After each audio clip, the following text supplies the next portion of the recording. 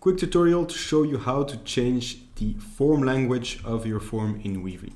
So by default, although you can create your form in different languages, the system messages, so your next page buttons, your submit buttons, the placeholders like type here, error messages are going to be in English.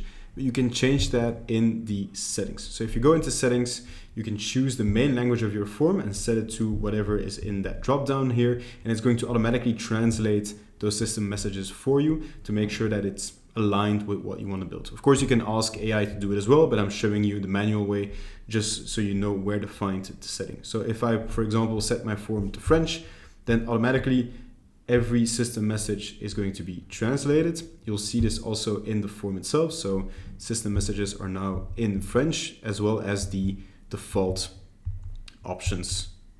So sélectionner une option instead of choose an option. The placeholder has been changed. So everything that is default to your form has been changed. Of course, if you're unhappy with the translation or if you want something very specific, you can just go ahead and change this right here and it will change it in the form as well. So it's as simple as that. You can either just ask AI to do it for you, or you can just go ahead into settings and choose the language that you want for your form in the dropdown.